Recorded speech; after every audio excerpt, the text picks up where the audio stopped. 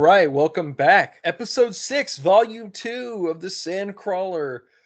Gonna do a little bit different today. We're gonna talk about a silly experience that Daniel and I tried out for the first time. Although neither one of us is new to the trading card game, and certainly neither one of us is new to the unboxing game.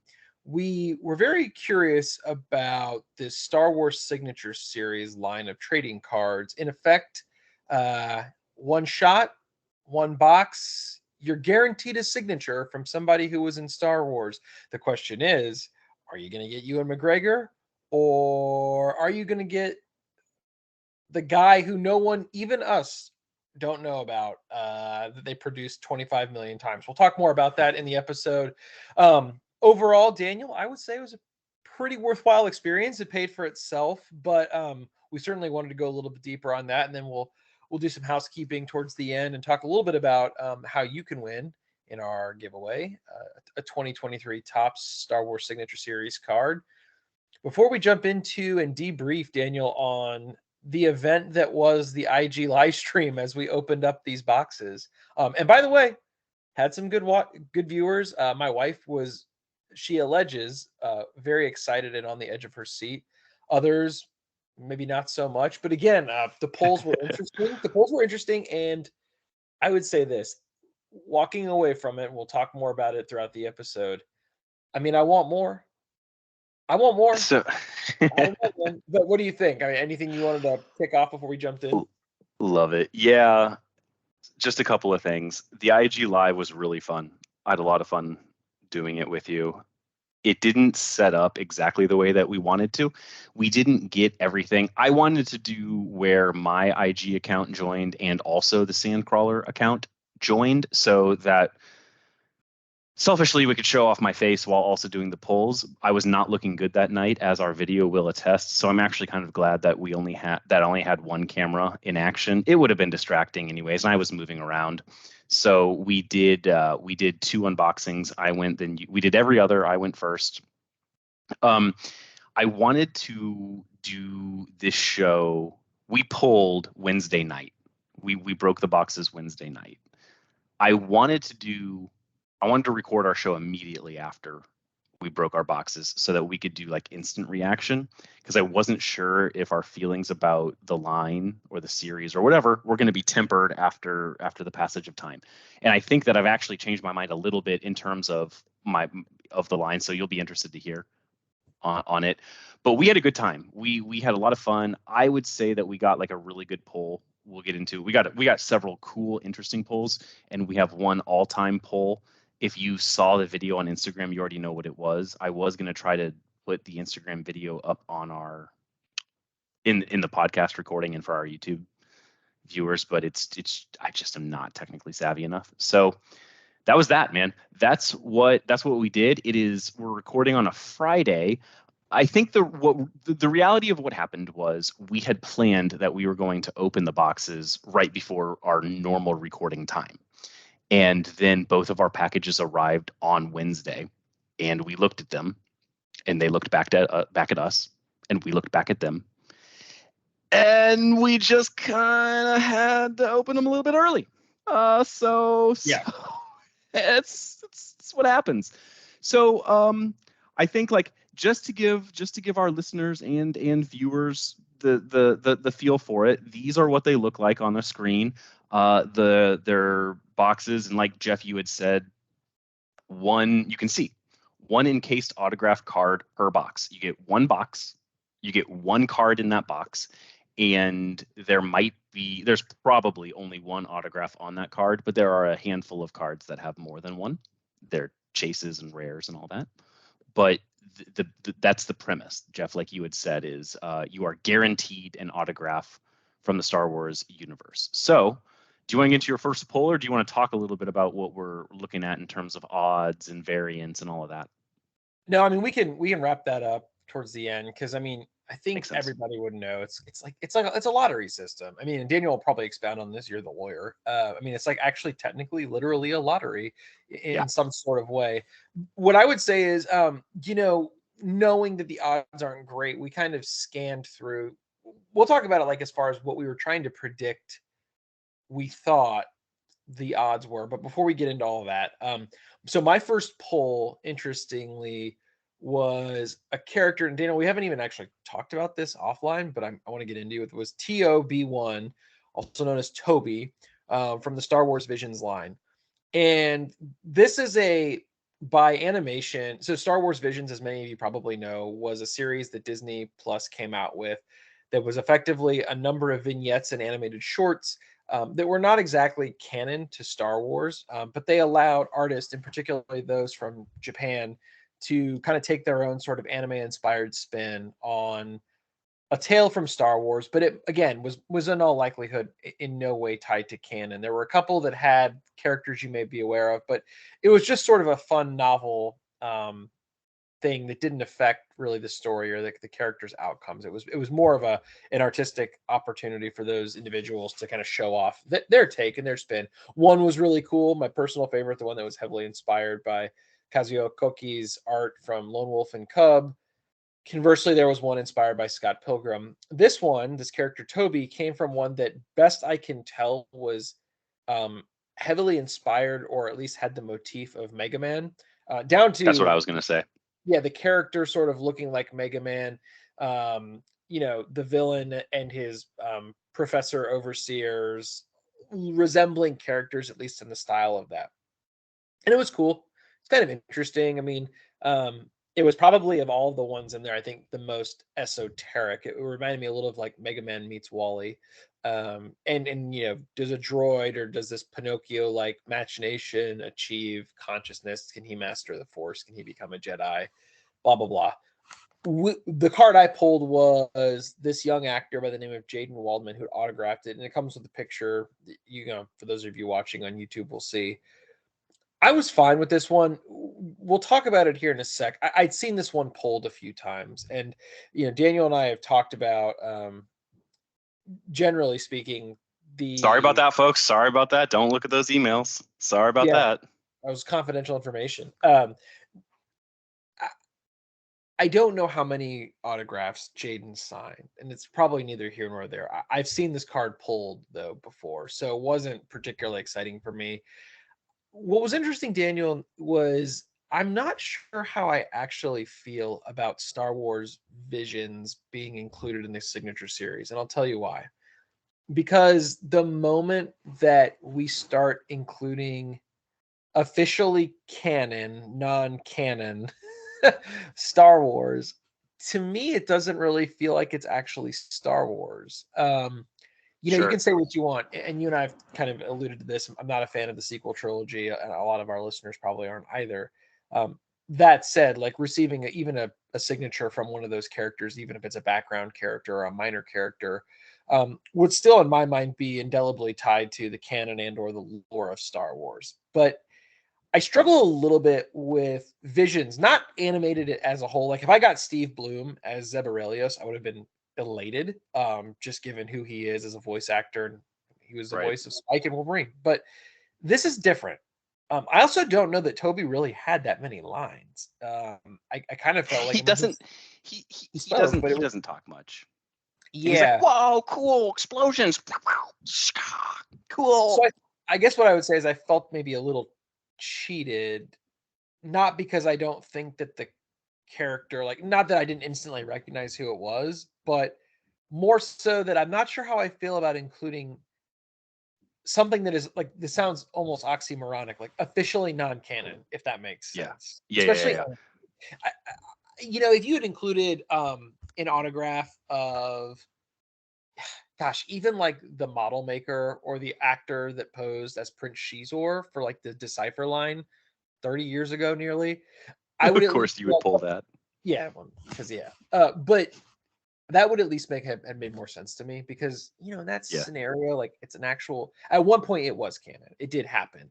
This is like, there were so many presuppositions about this thing like not impacting anything, and this being this like one-off thing. And even despite all of that, and despite the fact that I would have given Star Wars Visions basically like an A- on the whole, because I thought it was just a cool exercise, I still don't know that I think it's a fair thing to say it's an authentic autograph card, or rather, it is, but like, to put it, you know what I mean? Like, I don't know. I understand what you mean. I understand what you mean, and I largely agree with it. I have one exception that you already know. But I see what you're saying.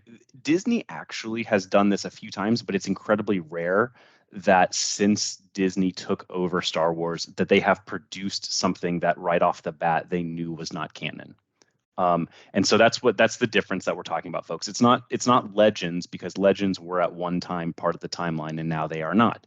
This was never meant to be part of the timeline, and they went into it knowing it. Viewers watched it knowing that, and so that doesn't happen a lot. It happens with like the kid novels. I think Galaxy of Heroes has a few that aren't actually technically canon in the timeline.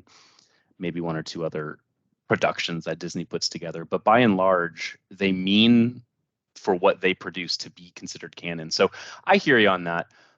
The one exception, of course, is for me is F from Village Bride, and you had made this comment on Instagram Live that I like that. I like that short from Visions better than you do, and that is true. But the reason I wouldn't go so far as to say simp, but the reason that I really like that one and want that card is because it's my daughter's favorite, and she was constantly asking me like, "Oh, Daddy, can we watch My Favorite Jedi? Can we watch My Favorite Jedi?" So the Karen Fukuhara, who plays F in that short, has a signed card. I would like to get it, but I 100% agree with you that it doesn't feel like it would be a Star Wars card in my hand. It feels like it would be a cool signature of a voice actor in my hand from something that my daughter likes. It wouldn't. It's not real Star Wars. So Right. I hear you. I hear you. And to boot on yours, this isn't the literal actual card you pulled. This is a kind of like a stock image, but I do believe that in terms of rarity, that this is the same card that you pulled. Like this is That's correct. This is the It's base. the standard one. Standard. Yeah. Yeah, base refractor. We'll call it base refractor. So, um, My thing, wasn't going to be the. my close on that is just to say, man, like I think part of how I judged a little bit of this from a financial perspective is, these boxes go from anywhere from 50 to 75 a piece, depending on the retailer, the time you buy them. But the question I always have is like, if I baked in the cost of buying a ticket to like a convention, the sweat equity of like driving there and like whatever, and then anything I had to spend to go buy some kind of memorabilia in addition to the actual autograph session and the admission of the ticket to the con, does it offset? And even in this scenario, I would say I still feel like it's a quote unquote fair deal, if that makes Yep. sense. So even though I was like not particularly excited about the poll, it doesn't. It was still recognizable enough to me to be worth it. Put it that way. Sure. Yeah, I hear you on that. And this is the kind of justification that people are going to have. And this is the kind of like mentality that you have to have when you approach something like this, because these are expensive. You don't know what you're going to get. And by and large, if you look at the roster, we'll get into that in just a minute when we talk about the next card that I pulled. But you have to go into it understanding you're probably going to be a little bit disappointed in what you got, and it's a risk that you're going to take, and you're kind of looking for that feeling, that rush of winning something. So the lottery feeling. So Jeff, our next the next poll that we had, which was the first poll that I had, was Fixer, and it was Fixer from actor is named Skylar Bible, and he acted in the Book of Boba Fett. You can see this is the literal card that I pulled. These are pictures from my phone for YouTube viewers, and you can see in the upper right hand corner that this is card 1 of 10. You can also see a reflection of my phone because it's actually the refractor is doing that. It's not the card case, because you can see when it's flipped over, you can't see my phone reflection. So it's just a very reflective card itself. The cool thing about Fixer is this was an homage and a direct reference to a deleted scene from A New Hope. Fixer is one half of the pair with Cammy, who Luke wanted to go hang out with at Toshi Station to get some power converters. The scene actually exists. It was filmed. It's probably on a couple of different releases of the Star Wars movies trilogy, probably with the Blu-ray. You can definitely find it even on YouTube for free. They don't have a whole lot of lines, but they pulled in some actors to kind of do that. Dave Filoni does that a lot. It's a cool Easter egg. This pull itself is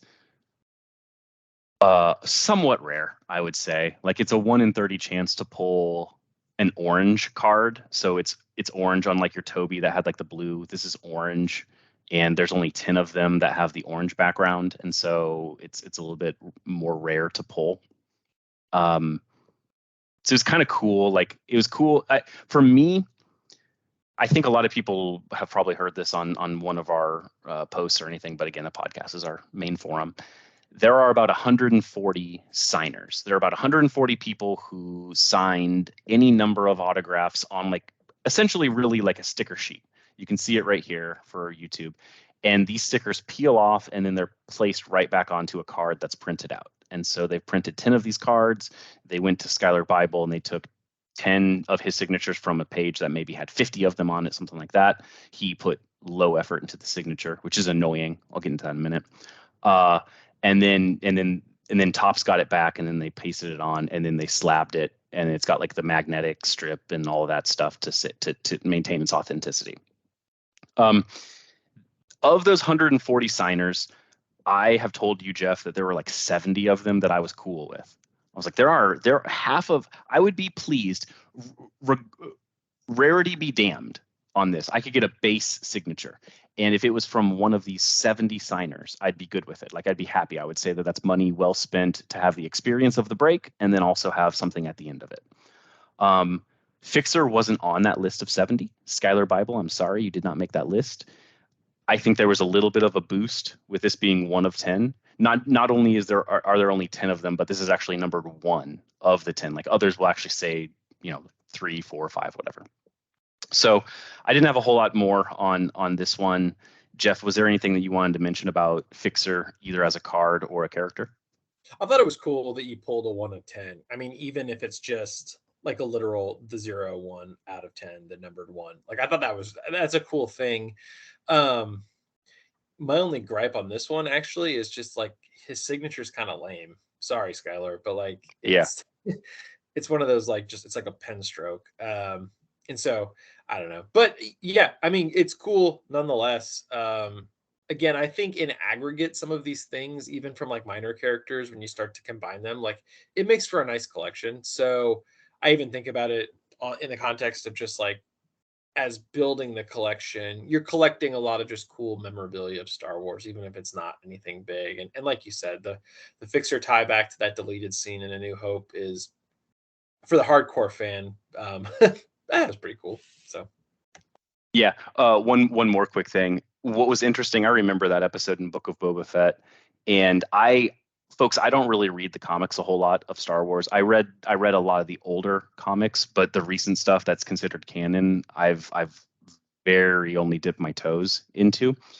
And in this episode of Book of Boba Fett, I saw Cammy and Fixer there in early on, and then after I texted you, but it was the same episode that Black Krrsantan made his debut, and so you were like, I don't really care about Cammy and Fixer right now. Black Krrsantan showed up, and I know that you probably like sea change completely now favor the Fixer reference over Krrsantan, given the whole of the quality of Book of Boba Fett.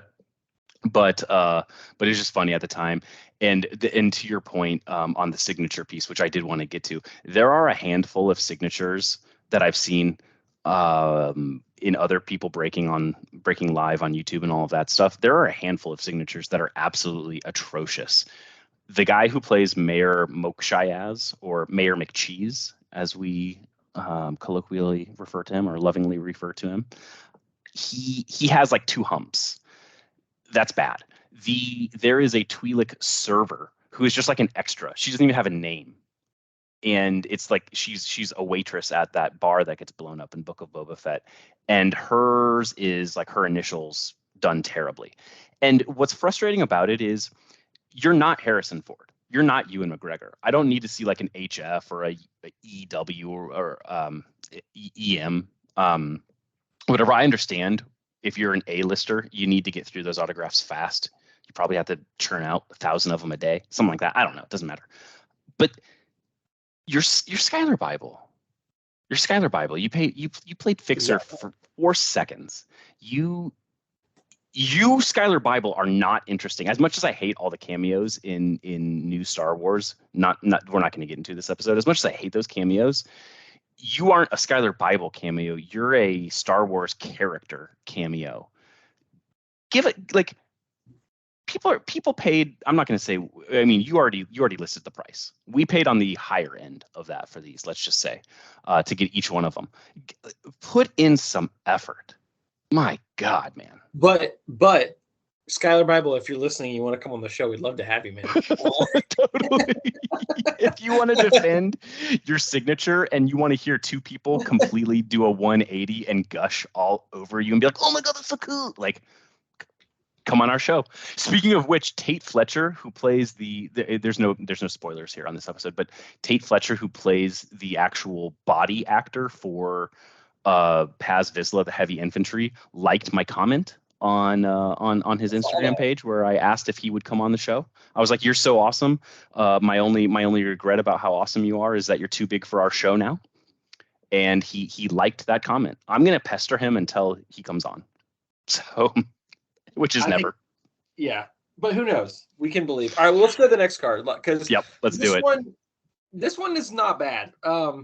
I pulled David Acord. Same thing applies to you, Mr. David. If you would like to come on the show, we'd love to have you. You're probably too big. So Two Tubes was a character that I pulled, Edrio Two Tubes, originally shown to fans in Rogue One as one of, I don't know how to describe them, effectively like a partisan group. He worked for Forrest Whitaker's character. And why is that name escaping me right now? Why can't I think of his name? I was trying to think of it earlier, and it was totally out of my mind. It was like in Bad Batch. It was this is like we're losing so much cred right now, but I literally I know. I don't know why his name is escaping me. He's like screaming. It's oh my God. It's Saw Gerrera, folks. I'm really sorry about that. I can't believe why we couldn't think of that off top. Like, it happens, and it's the pressure of when you're recording something that you're like, okay, the spotlight's on, whatever. It's you guys, it's Saw Gerrera. He's from the planet Onderon. We know. We know of him very well. We know of his exploits. He's in Bad Batch. He's in a lot of them. He's in Rebels. We know who he is. Go ahead, though. We know, okay. And if you want to come on our show and argue with Daniel and I, we'll lay it down. All right, man. No, but Two Tubes was cool. So he was a new species, also a Tognath, that was introduced in Rogue One as one of Saw Gerrera's sort of like quasi-partisan fighters. That's his allegiance or whatever. Apparently, he does appear and he knows like Han Solo from some of the comics as well. And so he's become one of those background characters that people kind of fell in love with. I don't really know how best to describe what he looks like. Very reminiscent of like almost Plo Koon. Like, he's an organic looking alien that's humanoid, but basically utilizes like a breathing apparatus of sorts. A cool character though. Like, how many tubes does he have? How many tubes does he have in that breathing apparatus? He's got 5 tubes. Okay. Aptly named. There were two tubes. So that's the thing. There was brothers. There was Edrio, who's one of them, and then Benthic, who's the other one. And they're both Tognaths. And so this one is the Edrio Two Tubes, not the other one, Benthic. So there's a little Benthic. I know Benthic Two Tubes, but Saw Gerrera was a hard pull for us to remember. Well, I think it's I like Edrio more because he has the Rebel flight apparatus thing, like the breathing apparatus in his chest, which is cool. But yeah, no, he was one of the first like big sort of background, newly introduced characters that came into Rogue One. I've seen a lot of people in the collectible community like create figures of him. He's a very cool character, and again, like to those who are moderately familiar with sort of the world of Star Wars or a moderate fan, certainly to those like hardcore fans, you would absolutely recognize this character. So I thought that was cool. Like, I was not disappointed. I like this one too because it came on the variant border. So this one looks like, as you can see on the screen, more of like a traditional trading card. It has a border versus like a really heavy graphic design on the back, like the prior card Daniel showed. Yeah, this is called the Series B. It was supposed to be a throwback to the Return of the Jedi Topps cards back in the day. I thought it was cool. I think I've seen 2 tubes pulled before. I wasn't sure. As a first pull, I would have been actually pretty excited with this. I think, like anybody pulling cards, you get excited because you're like, oh, well, maybe there's still a chance on this next one. Am I going to get Mark Hamill? I'm like, it's okay. So in retrospect, again, between 2 tubes and Toby, I felt like my pulls were relative to my expectations, C minus. But I will say, to me, experientially, that was the fun part. And at the end of the day, like, look, we were joking, and I've used this analogy very incorrectly before. Like, we were comparing it to scratchers tickets, and that's not fair because at the end of the day, even after basically $130 or whatever, I still walked away with 2 cool autographed and sealed pieces of Star Wars memorabilia, albeit one of them is very, very, very niche. But 2 tubes will appear in more things, has appeared in more things, as I mentioned before, has like appeared in some of the books and the graphic novels. So, I'm not trying to position this as like I pulled his rookie card. This is going to be worth more if like I'm investing in his rise, but it is cool. I don't know. Again, and I'd also tell you too, like very topical to what we just talked about a moment ago. He did a nice job with his signature, so it looks like actually really cool. And I think it actually looks like my signature. It looks like how I sign things. No, it's cool. I don't know. What did you think about this pull? Yeah, I thought it was a good pull. I think you hit it right on. This would be a cool first pull because this would be a very good first pull and something to be pleased with. And you would be like, okay, this is like a good appetizer, and let me get that main course. But this is pretty satisfactory. I think it's cool that you got the Series B. I agree with you that in general, the Series B ones are cooler. Series A is supposed to be just a cutout of the person's bust, basically. And Series B gives you a little bit better of a background. There, you'll see with our next card, which I'm going to tease a little bit. There's a topic I want to get to before our last card, which was a really awesome pull. But I like this one, and I think you should be happy with it. And I think that this character will probably grow as we continue to get content, especially with Andor Season 2 coming out. The one other thing that I wanted to comment before we move on from this guy is I don't know what the case is, but I do know that for card collectors that are hard into the game and autograph collectors that are hard into the autograph game, if you have a first-time signer, or if this is like a first release, the first time someone signed something, that's actually noteworthy, and people will go for that, even if it's a base set. I don't know that Edrio 2 Tubes is a first-time signer, but I have to imagine that Jake Waldman, who signed Toby, hasn't signed a whole lot before. I don't think he's doing a whole lot right now. So I think that'd be, in terms of like first signing, that's a cool thing. So our next poll was real good. And I was going to do an Instagram video. I was going to show the actual video recording of me pulling it live. But technology is just not working out, and it's probably unfair for our podcast people, although the volume probably would have worked for it as well. This card, and I want to get into a little bit about the line and if you're excited and if you want to do this again or whatnot. This card, if we did not pull it, I think that we would have been complaining about this effort that we put in, and I think we would have been done with buying. I don't know about you, Totally. but we would have been 100%. Done with getting Signature Series, right? Like if I had pulled, because I look at it and I might still be done. I didn't tell you this. I've actually kind of changed my tune a little bit. I might be done. Folks, the card that we're going to show, I know, maybe not. Let me explain why that might be the case, and then you're probably right. But let me explain why it might be the case, okay? I said this on our live. when I did it that I have watched probably between 300 and 400 openings, or what the lingo is a break. That's what they call it if you're in the game. You break open the box, so it's called a break. I had at the time of pulling this card, I had watched probably 300. You can get through them really quick on YouTube. They open them by the case, so they have 20 boxes. There's a couple of different accounts that are doing them as raffles and stuff like that. So they get through 20 cases in like 12 minutes. And so it's not like a huge waste of time, and I skip anyways. Whatever. Basically, the point being to that is I had seen about 300 leading into this pull. And since I pulled this card, I have watched about 200 more breaks for roughly about 500. I have not seen, from a character standpoint, I have still not seen a cooler signer. I still have not seen a cooler signer. I have seen cards that if you look at the odds on the back of the box are much rarer to pull in terms of like the rarity of the card itself. It has nothing to do with the signer. It has nothing to do with the signatory. But man, oh man, this card might cost us some money because we're gonna it's keeping the train rolling. And not only that, like I looked at this, okay, so in the 200 breaks that I have seen, that I saw since I got this one, which I had just mentioned, right,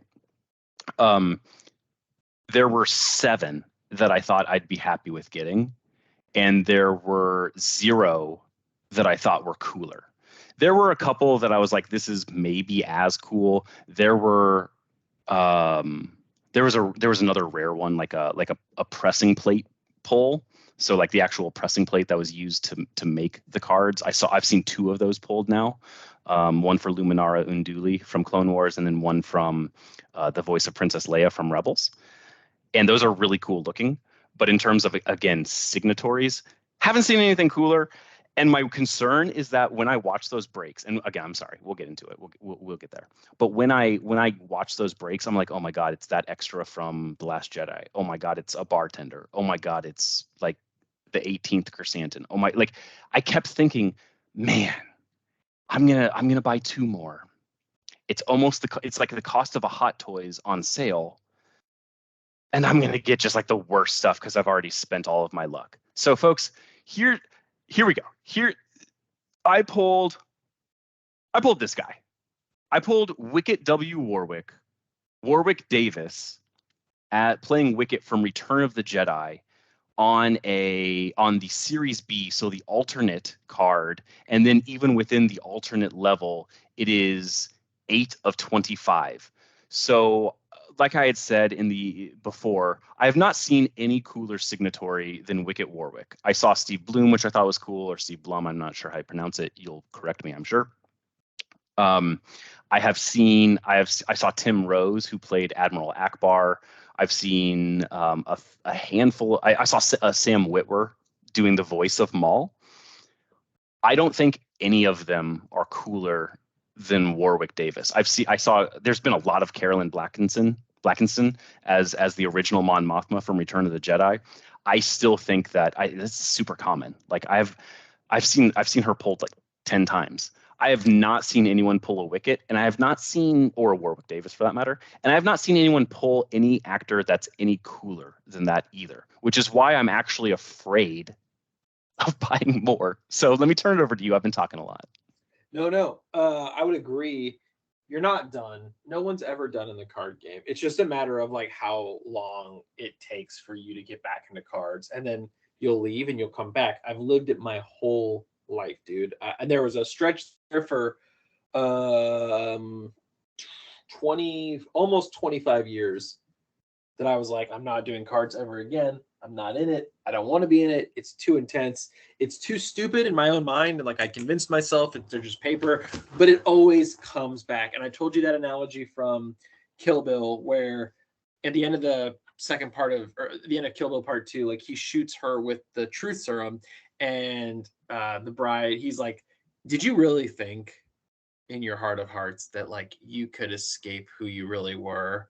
And she was like, no. And that's me in cards, dude. That is me in cards. Cards ruin friendships. Cards are ridiculous, and it's a game of just perpetual gambling, and you know it. So you're not done, and I'm not done, and I've just accepted that. Now onto the card itself. Yeah, dude, this is easily the coolest. And I will say one thing is like, yes, the picture of Wicket's really cool. It's on a green hollow, which isn't fitting with the indoor theme. Warwick Davis is like a pretty famous actor and has done some pretty iconic roles, whether it's like Willow or Leprechaun. I think like we talked about this the other day. I would stand by. I would actually die on this hill that probably until very recently, I would say until the new trilogy came out with Disney, Wicket would Wicket was a Star Wars A-lister, and I would actually have gone so far as to say that even during the period of the 90s in particular, definitely prequel trilogy, Wicket would have been like a marquee top. He might have even been a top 10 Star Wars character. He is like the Ewok. We talked about like from a collectability perspective. They made a cartoon show about him in 1985. They had 2 spin-off specials about him. The Ewok Adventures with Sindel Tawani. So like he actually has. There is an unpublished. I learned this. This is interesting. There's an unpublished documentary about Warwick Davis playing the role of Wicket, and it was just like him. I think it was just him walking around with a camera, but it is unpublished. Sorry. Go back. Back to you. No, I was gonna say. So I mean, to me, the Wicket pull is awesome. Yeah, I mean, I was just going back to my days of Star Wars Insider in the 90s and like thinking there was always Wicket stuff right up there with the droids: Luke, Han, Leia, Vader, Stormtrooper, Chewbacca, Lando, maybe. But yeah, no, it's an awesome pull. It also helps that it was somewhat limited in this particular iteration. So I don't know, man. Like I agree. I know the odds are heavily stacked against us, but that's the fun of it. I also just think like, again, good signature here, cool character. I mean, we could expound on Wicket probably for a while. But yeah, no, I mean, to me, I would honestly tell you, like when people think of Ewoks, he's marquee. He's on all the posters. I mean, it's a really good pull, and not to mention Warwick Davis is a pretty iconic person in this community. So, and just in general. So yeah, I agree. You're not gonna probably do better. You did probably use up all your luck. Warwick Davis, if you want to come on the show, we'll offer that to everybody. We're offering it to these people with our 7 listeners. But yeah, I don't know, man. I agree. Like, I don't think you're gonna do much better than this. If I do better, I will be incredibly happy. Let me put it that way. Like if I do, there are maybe we talked about this. There's 140 signers. There's maybe, and Mark Hamill didn't do this series, just so you know. Not everybody does it every time, whatever. Oddly, Kenny Baker is in this line. I think they collect signatures sometimes years in advance. Because Kenny Baker, you know, may he rest in peace, is no longer with us, so he couldn't have possibly signed recently.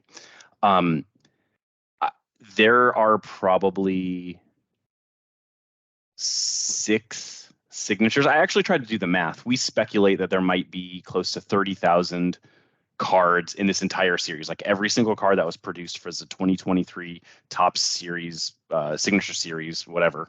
There's maybe, we speculate. We know nothing about this, folks. We know nothing about this. But we were like, there's probably like 30,000 based on how many cards there are, based on some of the odds of getting some cards. If you do like if there's 2 cards total and the odds of getting one of them are 1 in 14,000, there's probably, you know, double that, whatever. There's maybe like 100 cards, a couple hundred cards that exist that I think would be cooler than this one for me personally. Like 5, 6 signers, maybe.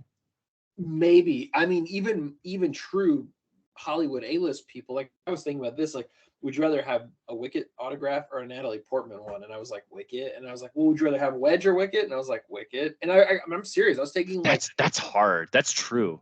Like, no, like when it comes to Wedge, I agree with you 100%. And I actually, from a Star Wars perspective, like Natalie Portman's a bigger pull, right? But she's Mighty Thor. She's she's like an actress within her own rights. If you removed Star Wars from Natalie Portman's resume, you're probably actually improving the score of her resume.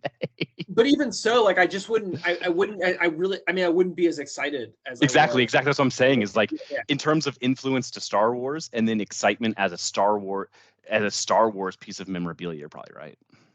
No, I mean like Man. even it would have to be like the only polls that are better than Wicket, in my opinion, aside from the three mains. Like got Luke, Han, Leia, the droids, Vader, and the Vader would only. I would actually be. I mean, and again, rest in peace. I would rather have Wicket than David Prowse. And I wouldn't rather have Wicket than James Earl Jones. Oh, I would rather have Palpatine, maybe. But my point is, like, I mean, Wicket is a substantial part of the series. He was a substantial part of the lore. He has a lot of screen time. I mean, he was in many ways kind of like the rookie star of Return of the Jedi. So yes, I mean, we don't need to expound on him forever, but other than to say, this was an awesome poll. Like, this was an awesome poll. I still am in a little bit of disbelief, and I think that we had said this. It's so much cooler to have pulled it from a random break than if we had gone to convention and been like, hey, there's Warwick Davis, let's wait in line for 3 hours, talk to him for 30 seconds as he kindly thanks us for our kind words that he's heard a bazillion times before, and signs it, maybe gets in for a selfie and then moves on. It's cool, but it's expected, and you know that that's happening because that's what you've scheduled. It's the unscheduled stuff, that's the unplanned stuff, that's more exciting to me. The unknown. So when you have a sealed box of one of these cards, it is worth $70 ish. The second you open it, it either goes way down or goes up, and we'll never sell this. I hope you don't sell it when I send it to you, but don't send it. If you send it to me, so I'm going to send it to you because I know you like the character more than I do. No. I have one condition. I have one condition to send it to you. Okay, I have two conditions to send it to you. So, are you ready to hear my 3 conditions? All right, go. Condition number 1. Inevitably, when you buy more of these boxes to break, if you break an F, Karen Fukuhara, you got to send it to me. Condition number 1. Deal. Okay, deal. Condition number 2. Condition number 2. You have to find a good place to display it. This can't be going in a drawer somewhere. You gotta know where I'm gonna display it. So I'm wondering about that. You've been toying with this. I actually think that I wanted to put this as a very specific condition, but I wasn't sure if I was infringing. Like, this would look really good on your indoor shelf, with your Wicket Hot Toys. I think this is cool enough. I think it rises to that level of maybe. I don't know. If you want to keep it very purely figures, I get it. But it needs to be prominently displayed somewhere in your well-catered gallery. Sounds good? Condition 3 as well. Condition 3 as well. The one that I know you're not going to be able to meet. I'm still going to send you the card, but I know you're not going to be able to do it. Again, folks, we had told this before. Like, if we had not pulled this card, we'd probably be done. With Signature Series, not with cards in general. You can't let this be like, oh God, that Wicket looks really good. Now I need to buy that $8,000 Han Solo to go right next to it. And then when your Han Solo looks really good, you can't be buying a Mark Hamill to go with it. And then that Mark Hamill looks so good in this costume, but he actually looks better in his other costume. So you need to get a second Mark Hamill autograph. You cannot go down a rabbit hole. That's the 3rd condition. Let me, folks, that domino has already fallen. Like, not just like I didn't tell you this before, but actually, let me send you the tracking on the 2 more boxes that I've already ordered.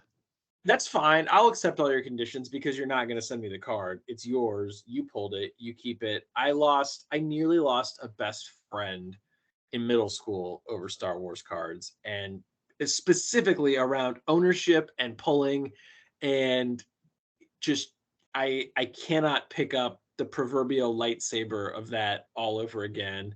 Even Anderson, I stole a card from him. Like I cannot be around cards that were once in other people's possession. Like it is not.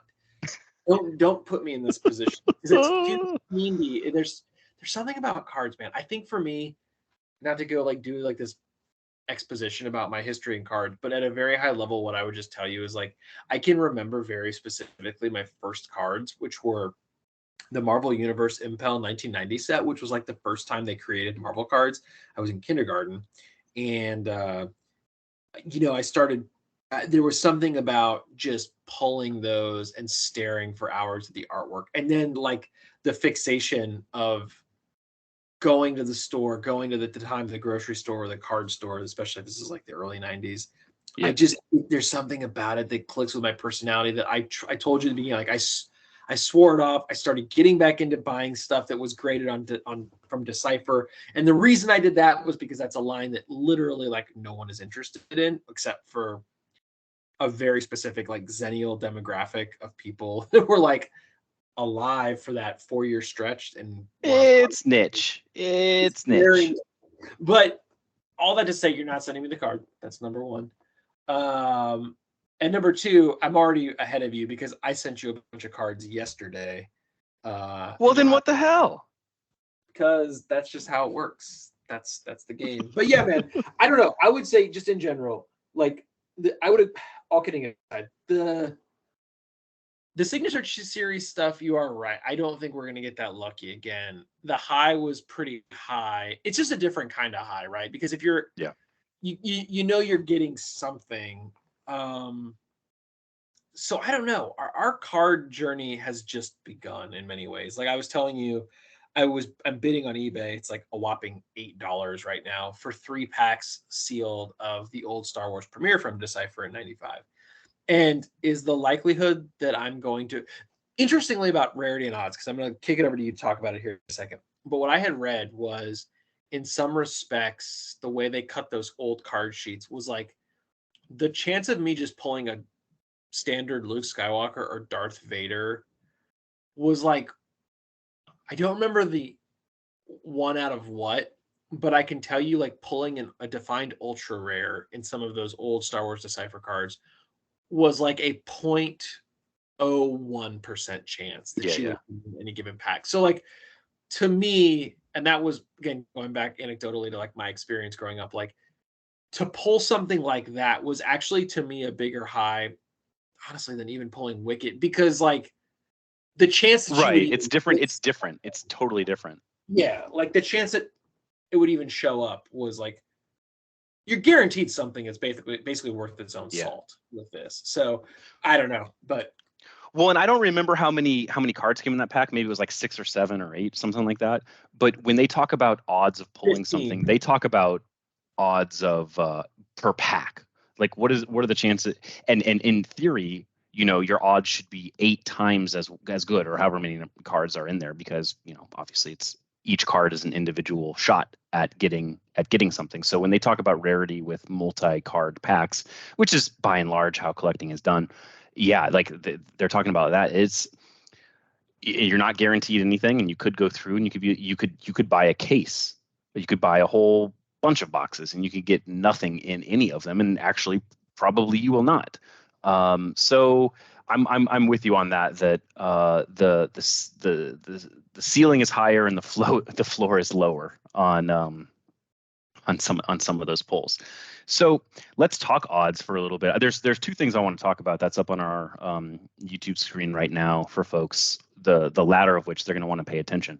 But the first you can see up here are kind of like the odds of pulling things. So there's design A, which is the base, and then there's design B, but then the parallels. So like the blue background, the green background, the orange background, black background, 1 of 5, and the red is 1 of 1. Every card has a 1 of 1. So there is approximately 140 of these in the design A parallels. So this is just kind of gives you an idea.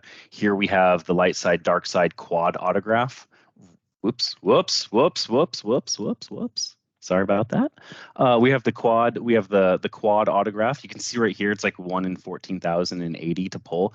We know based on the official roster, the official checklist of cards, that there are 2 quad autos that exist.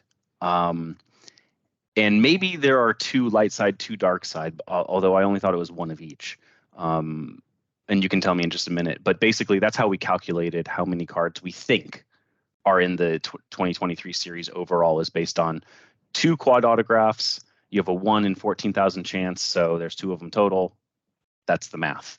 Jeff, is there anything in there that I said wrong or got wrong? Do you know? Are there 4 total quad autos, 2 light side, 2 dark side, or is it 1 of each? No, I don't know, man. We are amateurs in the Yeah, context. we're totally amateur. I mean, we don't know. I'm sure people eventually who will go back and listen to this because they're idiots. They didn't know who Saw Gerrera was, and then they definitely don't even like understand odds from tops. But unsubscribe. Unsubscribe. I don't know. Like, I think we talked about this yesterday. Like, I think our calculations are informed enough, though, to be right, because basing it on prior sets. Yeah. And I mean, it's interesting. We also know that on this topic, like, and I hope I'm not jumping ahead, we know that we think that these are released potentially in a certain type of order.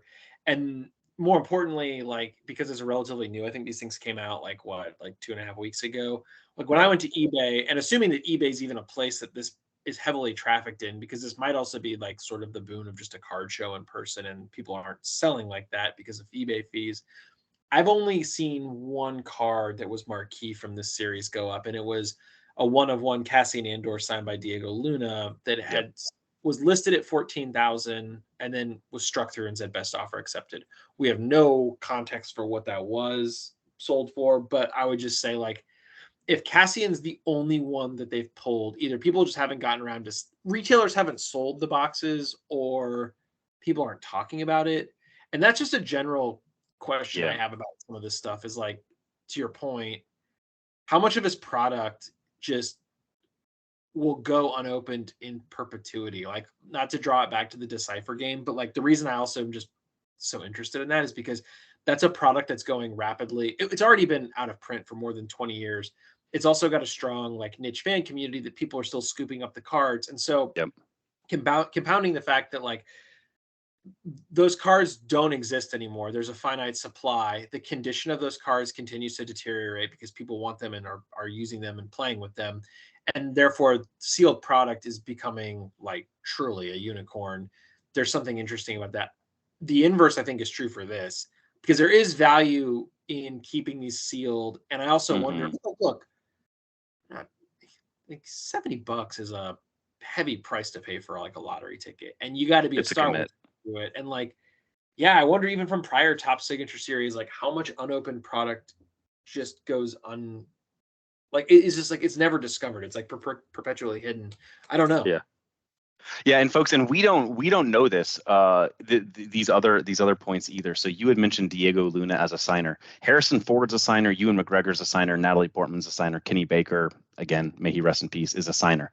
We don't know how many autographs they've signed that are going to be released in this series. We know that they are signers.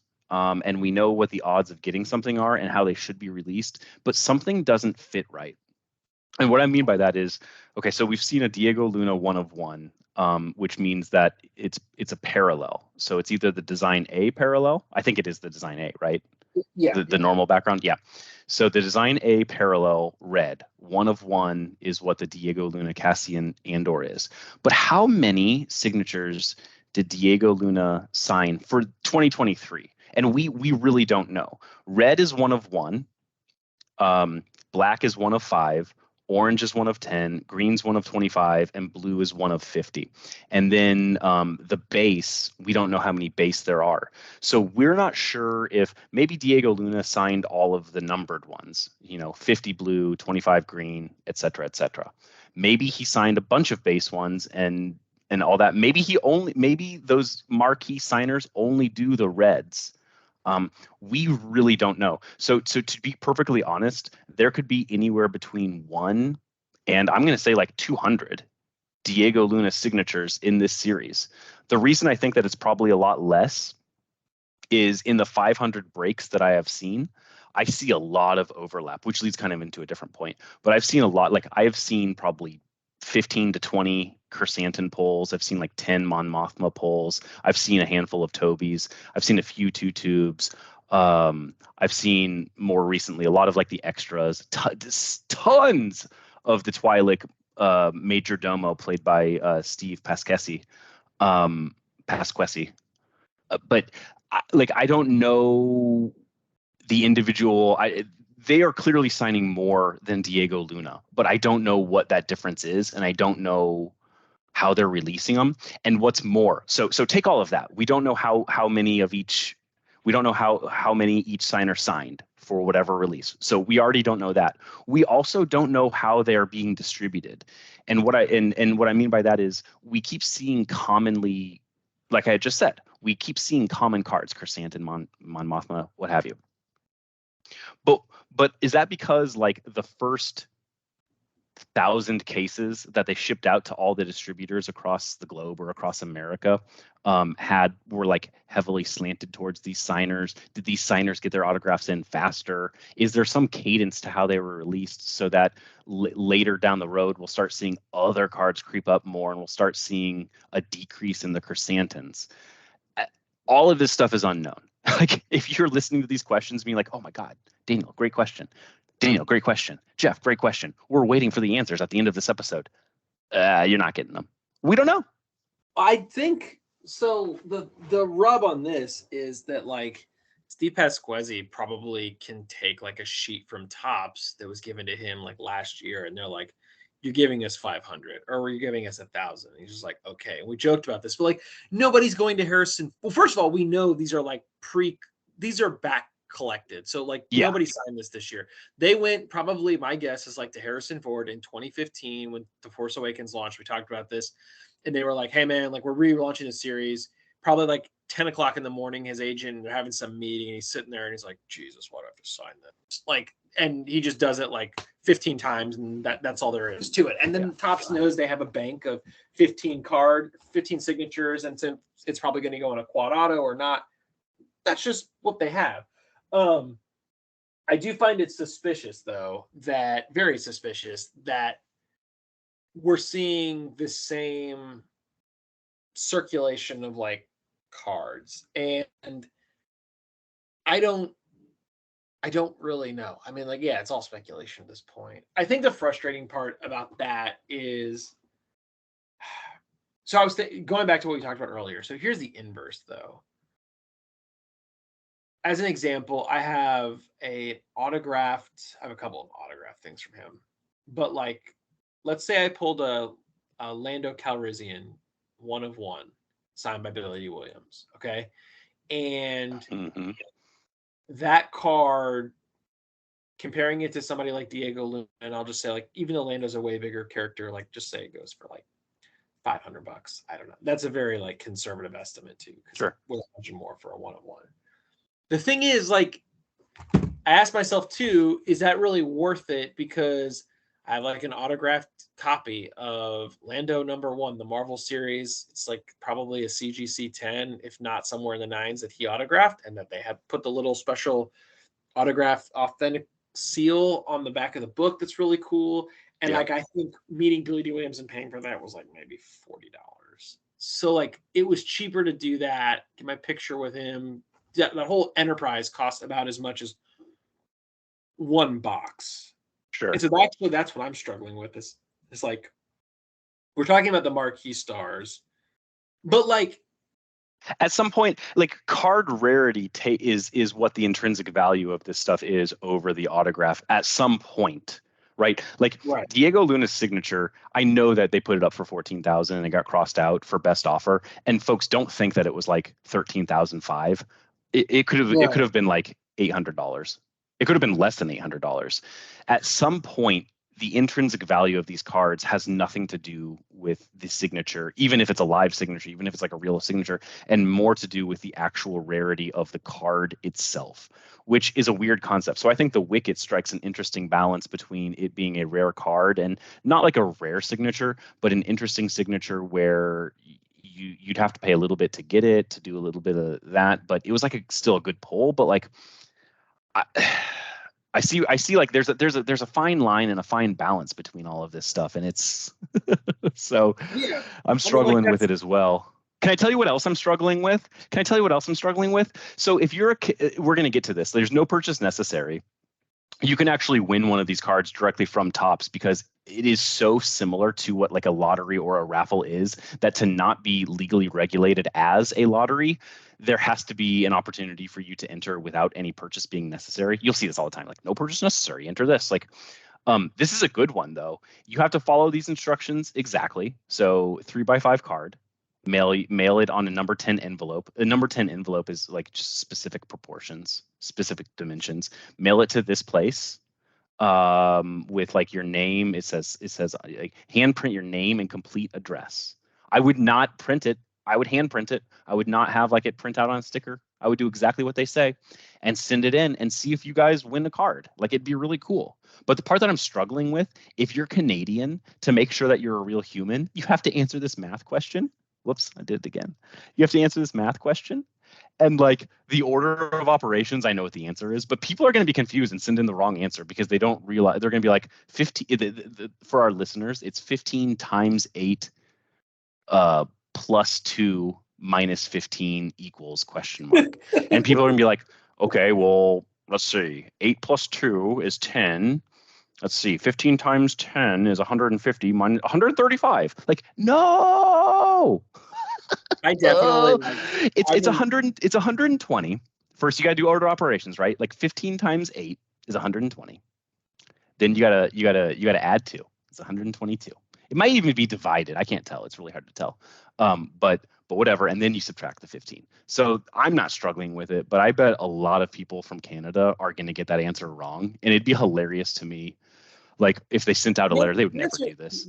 Sorry, we had the quad auto for you, but you got the math question wrong.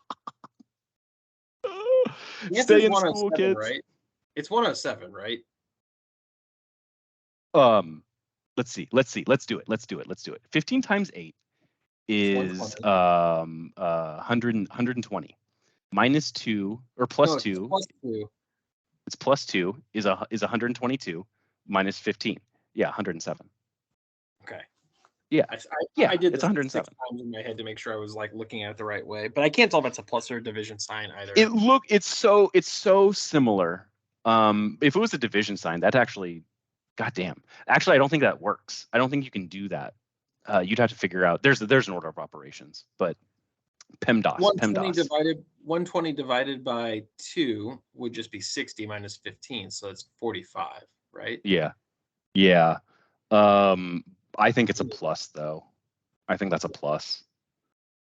If you were to rewrite it, you would have. Oh God, is that right? Oh man, I wish I wouldn't have brought this up.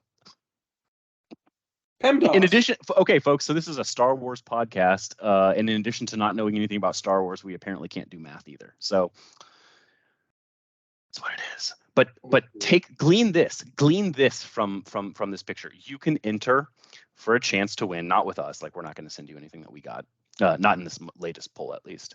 But you can send something into Topps, and you will be entered into win a signature series card completely for free. I don't know how many they keep on reserve for this, but they technically have to give you the same odds. And I actually so. When they say they have to give you the same odds, I'm like, okay, so a quad auto has to be 1 in 14,000, which means you actually have to have a quad auto in that group, which led me to some math problems. You know who we need is my buddy from my old roommate from Japan, D, and his one of his best friends, Paul, who's like a math teacher. They used to argue about like the Monty Hall problem, where you have 3 doors, they show you one that isn't it, and then they take it away, and then you have to switch or decide if you want to keep the original door that you picked. And mathematically, you're actually supposed to switch because you've improved your odds, which doesn't seem right, but it's 100% true. You can fact check me. We need him. We need them. We need them to solve for us. I don't know the answer here. Point being, I'm glad I'm not a Canadian. I don't know what that's all about. And folks, you can enter. You can get a Topps card. So that's all I'm going to have to say about that. But it'd be interesting to see if, like, the point to all of that was, like, do they actually have to have 14,000 cards on reserve so they can keep in line with the 1 in 14,000 chance? Is it of the 30,000, they pull 1,000 of them randomly, and so technically it's just, or it's they pull or withhold 10%, so technically everything's the same ratio? I don't know. I'd be interested to see, though, and I want to know what the math is on that. Who knows, man? The issue is, we know we're buying more cards. The question is what series are we buying next? What are we going to do pulls of? So Pokemon First Edition. It's got to be Star Wars. We got to keep it Star Wars. Although I have pretty good luck with all pulls. I told you before we pulled that I have pretty good luck with pulling cards, because I pulled that Patrick Mahomes as the last card I got in a set of football cards. Like, I'm pretty good. That's why I got that Wicket. We could try. What I would have to do, the research that I would have to do is, like, let us look at the signature roster. And I really wish, I don't think it exists, but I really wish there was almost like a blockchain or an online repository checklist of stuff that has been confirmed as pulled from the past series, so we know what's still potential, right? Like, if all the quad autos from last year have been pulled, I'm less inclined to buy a box from last year. Yeah, that's where I agree. But you know what's funny? At the end of the day, I don't know that I would have even really wanted the quad auto. Yeah, I would have wanted it for, like, the inherent rarity of it, I guess. But, like, no, I'm selling it. I'll close you out on this. Like, I don't really want a John Boyega or Daisy Ridley autograph. Not as much as I want, like, I'd rather have Wicket than Ray. So yeah, there you go. I'm with you. No, Yes. I'm with you. That's why it's so hard for me to keep going, because Wicket really was. I mean, I'd rather have a Harrison Ford. I'd rather have a Kenny Baker for not nefarious reasons, but just because he's not signing anymore.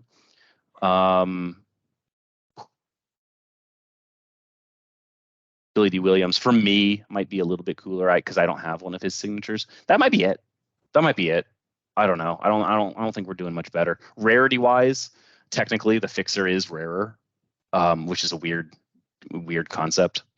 But yeah, so folks, this was our dive, like, into the signature series. I hope you've learned some stuff. If you have, please teach me or Jeff, because we don't know about this. But do enter this raffle. Like, we're gonna send. I'm definitely sending in a card. Don't send more than one in. They'll catch you, because they're gonna take this information for marketing purposes. So, like, don't try to cheat the system. But send it in. Get them in before June 7th. This is an opportunity to act on this stuff, and I bet the odds of getting any card for free are better than getting a specific card if you paid money. Probably. For it, right? I would agree. I don't know how many people know about this. I don't know how many people know about these giveaways. Hey, it's fine print for a reason. I mean, they do that intentionally. And they also, I mean, that's not a big timeline from the time that this was released. I mean, this came out, like a week and a half ago. It needs to be postmarked by May of this year. So, I mean, okay. There's a 2-month from release to close out of this giveaway, and that's significant, because there's still, like, 2021 signature series unopened boxes that have definitely, shipped sailed on that year. So, yeah. Right. Well, man. So I'm never gonna break any of these again. So we'll break again next week. Sounds good. Oh my goodness, folks. Please listen to us. Please like subscribe to us on YouTube. Please follow us on Instagram.